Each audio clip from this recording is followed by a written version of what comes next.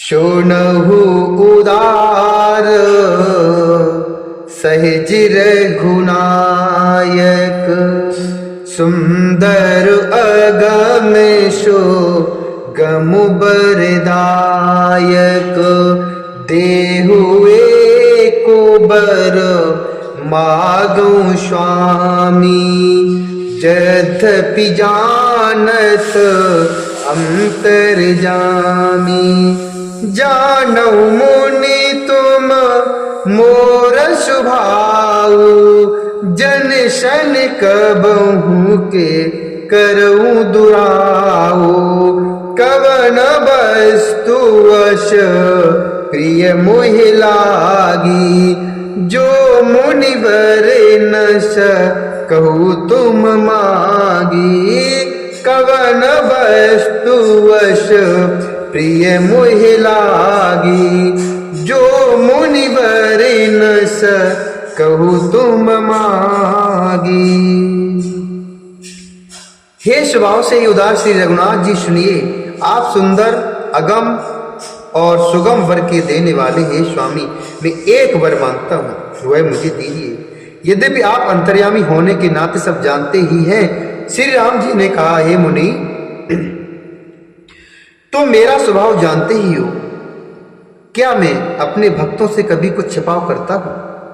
मुझे ऐसी कौन सी वस्तु प्रिय लगती है जिसे हे मुनि श्रेष्ठ तुम नहीं मांग सकते? जन कहूं कछु अदे नहीं मोरे, असु विश्वास तजो जनि भोरे। तब नारद बोले हर्षाई, असुबर मागऊं करऊं ढिठाई। असुबर मागऊं करऊं ढिठाई। मुझे भक्त के लिए कुछ अदे नहीं है, ऐसा विश्वास कर, ऐसा विश्वास भूल कर भी मत छोड़ो। तब नारद जी हर्षित होकर बोले, मैं ऐसा वर मांगता हूं, यह धृष्टता करता हूं। मैं ऐसा वर मांगता हूं, यह धृष्टता करता हूं। यद्यपि प्रभु के नाम अनेका, श्रुति कहे अधिक एक तेका। राम सकल नामन ते अधिका, हो नाथ अघ खगु गण बधिका। राम सकल नामन ते अधिका, हो नाथ अघ खगु गण बधिका। यद्यपि प्रभु के अनेकों नाम हैं और वेद कहते हैं कि वे सब एक से एक बढ़कर हैं, कि वे सब एक से एक बढ़कर हैं।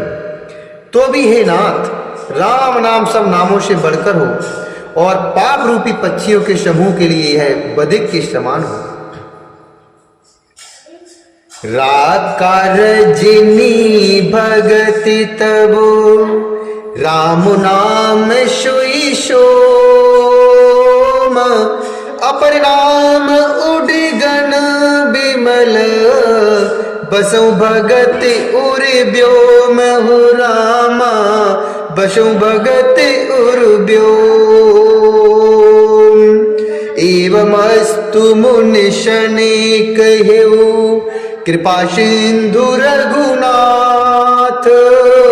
तब नारद मनु हर्षयति, प्रभु पद नायऊ माते हो रामा।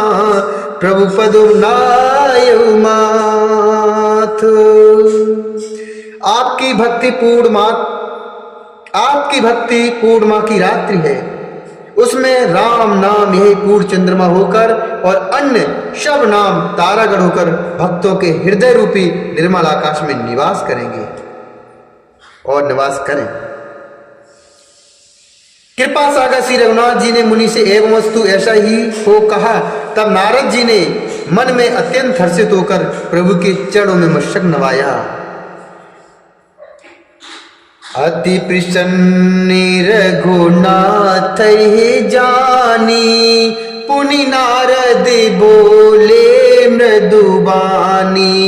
राम जबहि प्रेरे निजु माया, राम जवई प्रेरेउ निजु माया, मोहेउ मोहे सुनौ रघुराया।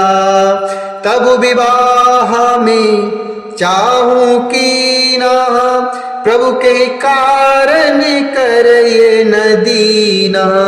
सुन मुनि तो ही कहूँ सहरोषा, बजहि जे मोहि तज सकल भरोसा। सुन मुनि तो ही कहूँ सहरोषा, बजहि जे मोहि तज सकल भरोसा। श्री रघुनाथ जी को अत्यंत प्रसन्न जानकर नारद जी फिर कोमल वाणी बोले, हे राम जी, हे रघुनाथ जी, सुनिए, जब आपने अपनी माया को प्रेरित करके मुझे मोहित किया था, तब मैं विवाह करना चाहता था। हे प्रभु, आपने मुझे किस कारण विवाह नहीं करने दिया? प्रभु बोले, हे मुनि सुनो, मैं तुम्हें हर्ष के साथ कहता हूँ कि जो समस्त आशा भरोसा छोड़कर केवल मुझको ही बचते हैं, करऊं सदा तिन कह रखवारी, जिम बालक राखई महतारी। मैं सदा उनकी वैसी ही रखवाली करता हूं जैसे माता बालक की रक्षा करती है। छोटा बच्चा जब दौड़कर गए शिशु बच्च अनल अहि धाई, तह राखई जननी अरगाई। जब छोटा बच्चा दौड़कर आग और सांप को पकड़ने जाता है तो वहां माता उसे अपने हाथों से अलग कर देती है, अर्थात उस बच्चे को बचा लेती है। प्रौढ़ भये ते शुद्ध पर माता, प्रीत करे नहीं पाछली बाता। मोरे प्रौढ़ तनय समज्ञानी, बालक शुद्ध समुदास अमानी।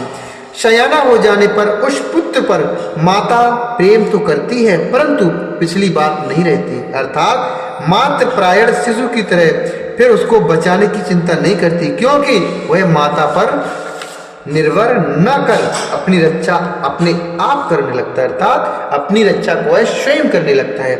ज्ञानी मेरे प्रौढ़ अर्थात शयाने पुत्र के समान है, और तुम्हारे जैसा अपने बल का मान न करने वाला सेवक मेरे शिशु पुत्र के समान है।